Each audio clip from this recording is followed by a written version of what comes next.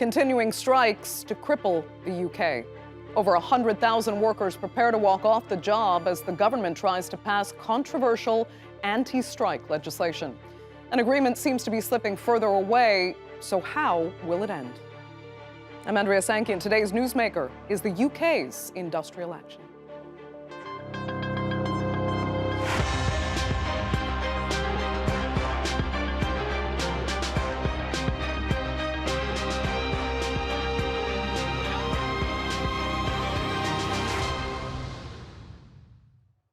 UK nurses, ambulance workers, and rail staff have all staged industrial action over the past few weeks, demanding the government increase their wages.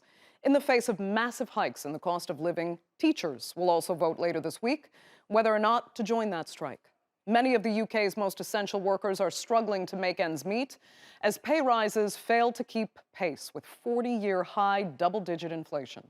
They're not just asking for higher wages, but also better working conditions. The government's response has been to pitch a controversial anti-strike law, one met with outrage from union leaders. All this while the NHS is facing an unprecedented crisis. With hospitals full, ambulances are lining up outside emergency departments, unable to offload patients or respond to new calls. Strikes have become a theme of daily life in the UK. Over the last few months, tens of thousands of workers have walked off the job in what has been called the new winter of discontent. Trains, hospitals, and ambulances have all been affected by the industrial action as more and more public service workers hit the picket lines.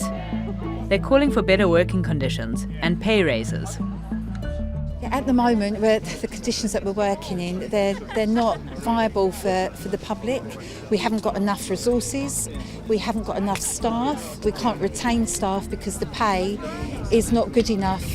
Staff are leaving. The demands seem reasonable in the light of the UK's inflation rate running into double digits, reaching 10.7% in November, the highest the country has seen in 41 years.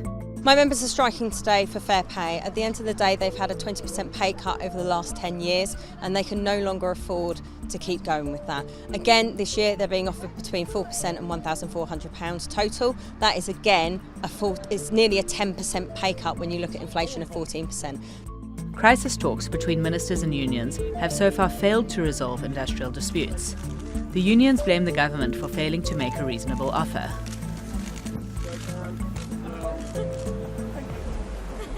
Unfortunately, the government have missed yet another opportunity to put this right. We came here in good faith. What they want to talk about is productivity. Productivity, when our members are working 18-hour shifts, quite how you become more productive with that, I do not know. Adding fuel to the fire is the imminent introduction of a so-called anti-strike bill in Parliament. The laws are aimed at ensuring minimum service levels are met during industrial action, especially as the health system is stretched at the best of times. What's terrifying is that right now, people not knowing whether when they call 999, they will get the treatment that they need. Now, Mr. Speaker, in Australia and Canada and the US, they ban strikes on blue light services. We're not doing that. All we're saying is that in these emergency services, patients should be able to rely on a basic level of life-saving care. Under the proposed legislation, unions and workers could be sued if they fail to uphold them, and anyone participating in the strikes could be suspended from work. That said, the bill could take months to become law, and it is likely to face many legal and political challenges. It's been 2 years since Brexit promised a better Britain. But the country's key industries are in crisis, with the biggest strike yet scheduled for February 1st. So what can end this standoff, and will it have to get worse before it gets better? Let's get straight to our panel now, all from London, starting with Robert Oulds. He is the director of the Bruges Group, a conservative think tank. Adrian Weir is the secretary of the Campaign of Trade Union Freedom. And Amanda Lennon is an employment lawyer and HR director at Spencer West. Thanks all so much for being with us. Let's first address then this government bill to respond to these strikes via imposing a minimum service safety level. Robert, I'll start with you. It's that minimum that seems to be pretty open to interpretation. So the fear is that it could basically ensure that workers have to work during a strike, rendering their strike efforts pretty useless. Is that what it is?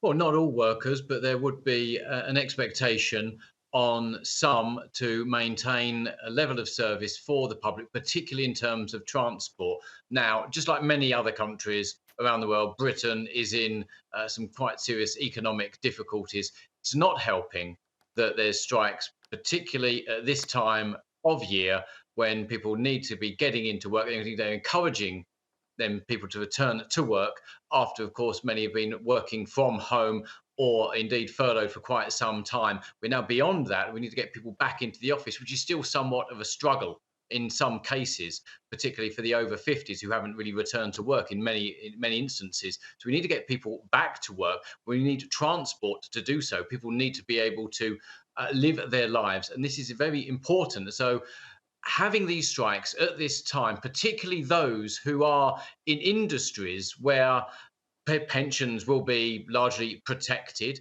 and employment will be largely protected, unlike those working in the private sector, where, of course, there will be, and this is inevitable, increases in unemployment, which will follow the inflation that we're suffering and the difficulties we have. But people who are in protected jobs shouldn't really be destroying the livelihood and the potential for earn for other people around the country as well. Not when things are so difficult, not when we are in a situation where we've got an economic crisis. Okay. So we need to get working again, and strikes shouldn't be completely dismantling the transport network. Let me ask Amanda, though, from a legal standpoint, is there potential for abuse by employers as well as by the government here by fundamentally crippling the basic right to strike?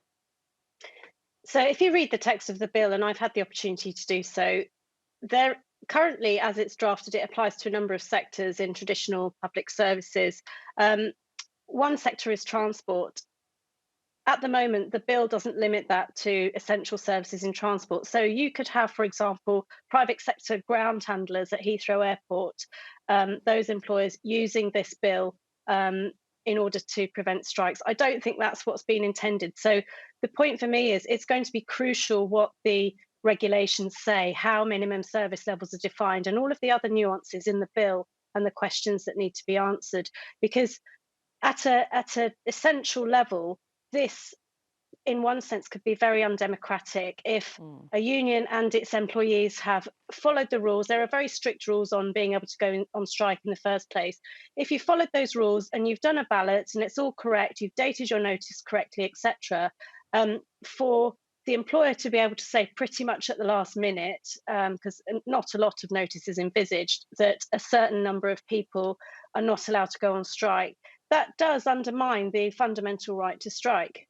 Equally, it's not going to apply to all workers. The point is we need to maintain a minimum level of workforce in those services. Okay, so there needs to be a lot more clarity then in the text there.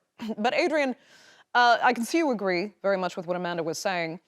Let me ask you though, Adrian, do those who kind of oppose these strikes, especially when it comes to the healthcare sector, assume somehow that nurses and ambulance workers are somehow ready to let people suffer or even die just to get higher pay? I mean, we have to remember, nurses, as far as you're concerned, have never even gone on strike before.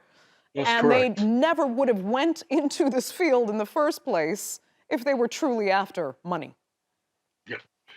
Well, I'd like to make a couple of points, but the first point is that on most days, in other words, on non-strike days, the government who say they're legislating to ensure a minimum service can't actually guarantee a minimum service itself. For example, the BBC reported this morning that a woman in Devon on a non-strike day waited 24 hours for an ambulance to turn up to take her to hospital. 24 hours on a non-strike day. And to use another example, The government franchise the railways. The government are responsible for the railways. Yet Avanti West Coast, for example, who run from London to the northwest of England, have the worst cancellation record of any train company ever. The industry average is 4.9% cancellation. The Avanti record is 14.9% cancellation. So the bill, as it's drafted, won't deal with any of this, and so the government are seeking to blame the unions and the workers for its own shortcomings, in our view. Its own shortcomings and apparently then just years of really mismanagement. Robert, sorry, let me come back to you about this because as we mentioned in our report, it's been 2 years since Brexit. And we have to remember a pillar of Brexit was that with less money going to the EU, more money would be freed up for the NHS. I mean, that was pasted on the sides of red buses across the UK. Yet here we are seeing nurses and NHS staff begging for more money. Where has all that Brexit money gone? Well, Adrian's point was, of course, very well made. And of course, your point as well about the extra funding of the NHS, what has that actually resulted in? And that actually two really good points. And your question is indeed very well made. Adrian is absolutely right. The railways are in a situation of problems as well, which is why the government is actually, in a sense, renationalising them. They're not bringing back British Rail, they're calling it Great British Rail. So eventually those franchises will disappear and it will be managed as a state-run company completely. That's the long-term aim. Whether that will give all that we need to improve the railways, but no doubt Adrian will think that would be a step in the right direction. In case the case for renationalisation has essentially been won in that regards. So, but of course, the point still exists. We have a problem in our public services. We cannot then afford more strikes at this time when, of course, some of the infrastructure is already creaking because of the mismanagement that we have. But the mismanagement also exists in the NHS. The extra money and a lot more has gone in to the National Health Service, more than the 350 million a week, several times. The NHS now receives 160 billion pounds per year. It is received more than the funding than people had asked in previous years, but there still exists a whole host of problems. There needs to actually be a number of reforms introduced in the NHS. The skills of the managers need to be improved exponentially because that's where a lot of the failings are. So we can have that discussion. The extra money has gone in. It will always need more, but the system we have in the UK, which is very monolithic and doesn't have enough plurality, doesn't actually work properly. And that's why we have these excessive delays. People waiting 24 hours, people waiting 12 hours, people passing, unfortunately, from this world, losing their lives because partly, potentially, because of such excessive delays. But I mean, we cannot have more strikes at this time until, of course, we have properly understood. But you're all describing the same effective scenario here, that the government has failed to manage these systems properly over years now. And the only thing they're pitching at this crucial moment is this minimum safety service level that's going to take months really to get through and be approved once text is clarified. So how is that actually an answer to this problem? I mean, Amanda, where do you see this going? Well, I agree. This bill is not the answer to the previous problems that resulted in the pay dispute in the first place. Both parties, the employer and the unions representing employees, need to come to the table and be prepared to make concessions.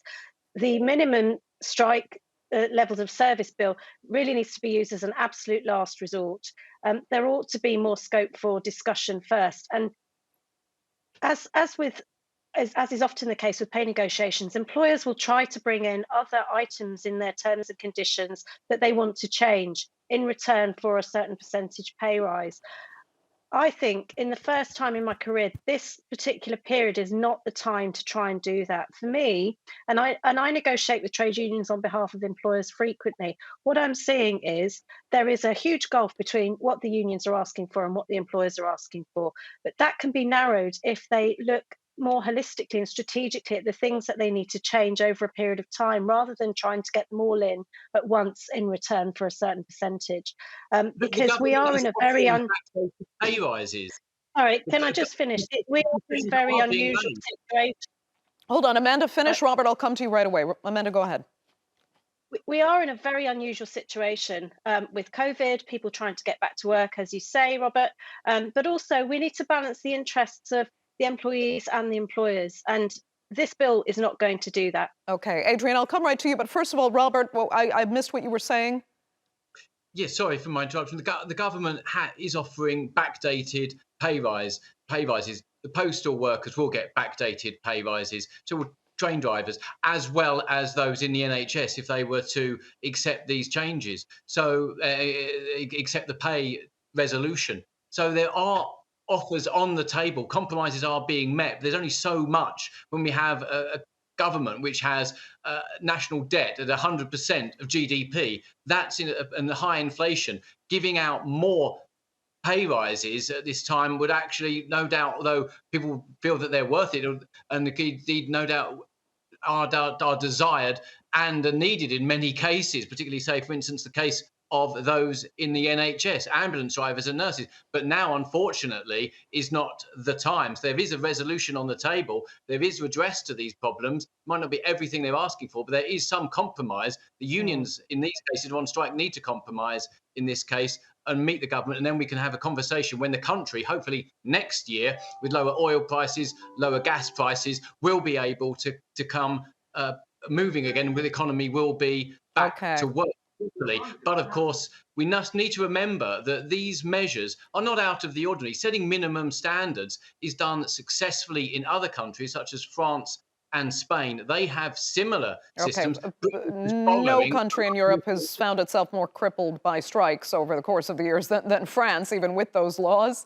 But Adrian, let me ask you, I could see you had something to say, but also, I mean, if we're still so far away from an actual agreement being found here, I mean, do you think this clash right now is going to lead to more strikes? So the worst is still to come.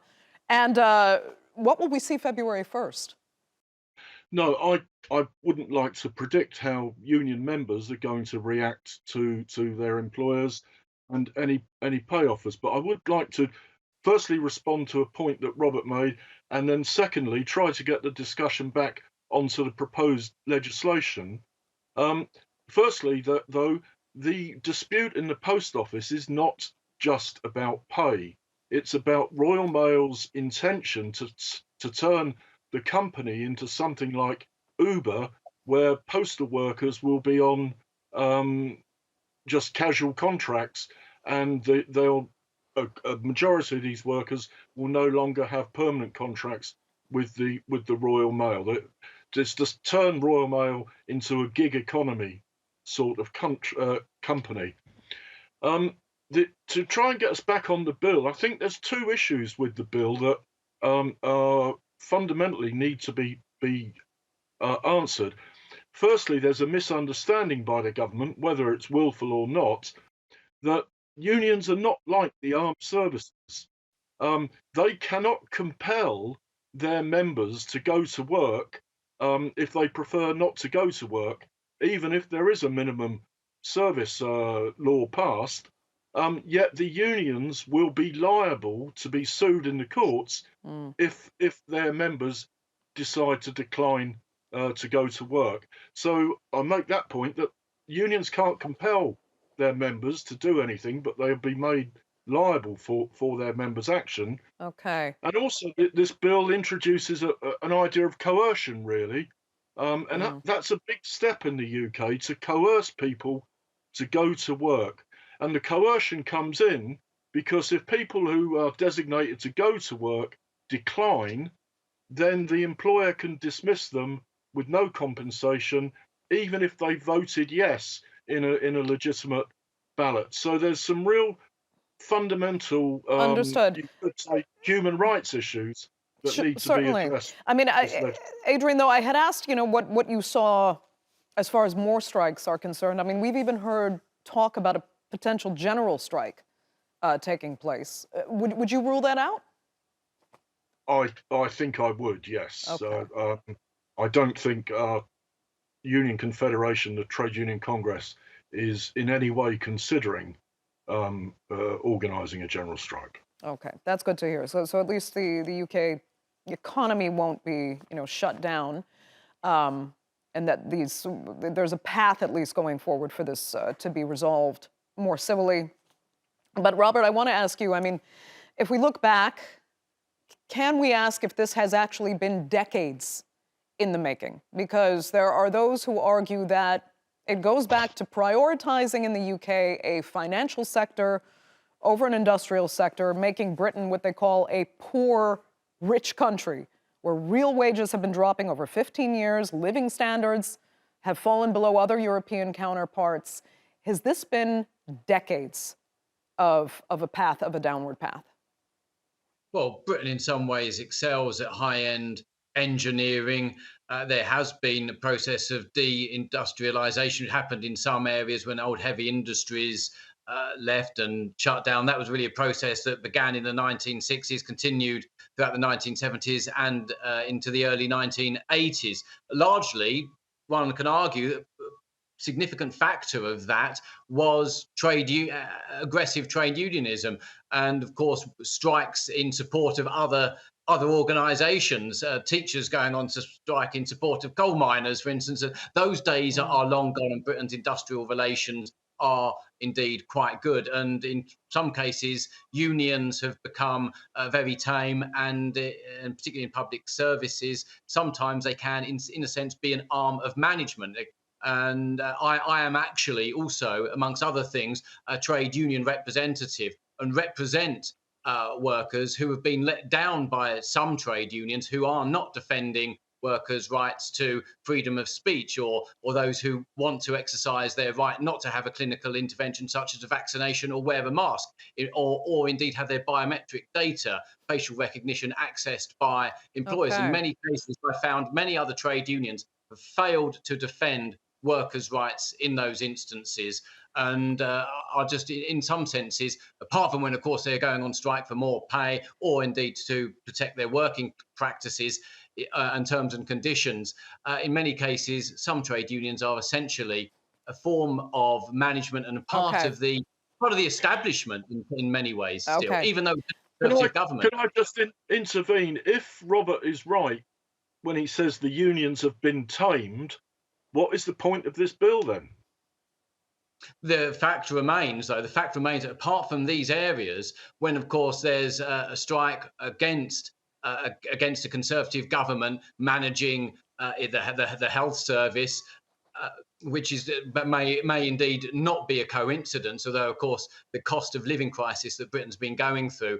Yes, there is actual problems. There are actual strikes which are going on. But when it comes to the ideology of the trade unions, they've been supporting the Uber establishment, be that support membership of the European Union, which undermines workers' rights essentially, and of course the free flow of immigration, which has done more to undermine workers' rights in the UK. I'll tell you what, we're down to our last minute. I want to get back to Amanda before we have to go. Amanda, you talked about some of the legal issues going forward. I wanted to ask you quickly about what you think the political issues might be. Some are talking about this national election being expected just later this year. To what end would political shakeup actually serve the interest of these strikes? So this bill has been already mentioned in the Conservative Party's manifesto a few years ago. So this type of arrangement is not a complete surprise to me. But I do think that if a Labour government were to come into power, this would be completely shaken up, if not repealed. That's my view on this bill. It's very drastic. I'm not saying that I don't think it's necessary in some situations, but it has to be very carefully worded in the regulations. Otherwise, it will be open to too much abuse, in my view. Okay, we'll be following the story, Amanda. I'm sure we'll be back in touch, and in fact, with all three of you in the near future. I'd like to thank you three so much for being with us on this edition of The Newsmakers. Unfortunately, we're completely out of time, so I'd like to thank our viewers for being with us as well. Remember, you can follow us on Twitter, and do be sure to subscribe to our YouTube channel. I'm Andrea Sankey. We'll see you next time.